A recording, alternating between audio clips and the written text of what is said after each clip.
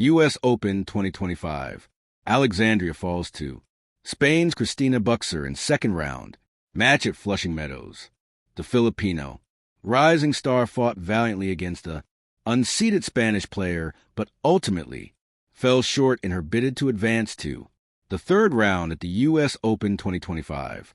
Alexander's run at the 2025 U.S. Open came to a premature close on Wednesday, the 27th of August, as the talented 20-year-old suffered a straight sets defeat 4-6, 3-6 at the hands of Spanish tennis player Cristina Bucsa.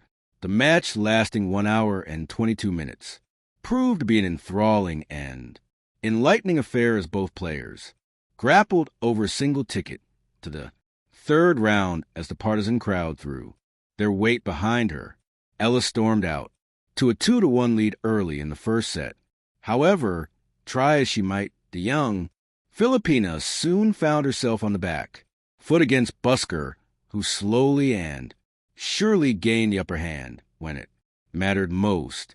Despite her best efforts, Eala watched as the first set slipped from her grasp with the Spanish player, ranked 95th in the world, completing pivotal plays to lock up decisive wins in ninth and TTH games.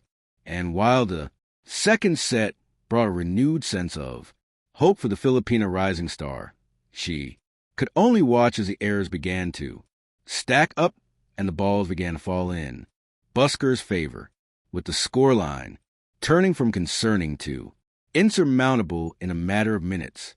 Defeated but not dejected, Eala refused to go down with a fight, challenging for each and every point until the match concluded with the final shot going in Bucsa's favor. As disappointing as the loss may be for Eala, she leaves Flushing Meadows with history in tow after becoming the first player from the Philippines to win a Grand Slam match in the Open era, defeating 14th seed and on Sunday the 25th of August, Filipino tennis star Alexandra on her breakthrough year. I'm hungry at this year's U.S. Open in Flushing Meadows. Alexandria made history with grace, resolve, and fiery spirit.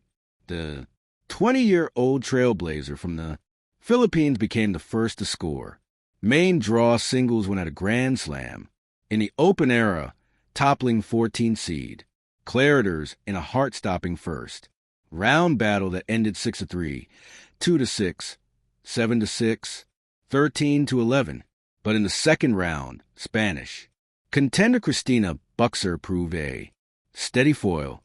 Bucsa, a quiet contender, determined by focus and finesse, triumphed 6-4, 6-3 to reach the third round for first time. On the hard court, Bucsa's composure was matched by clinical stats.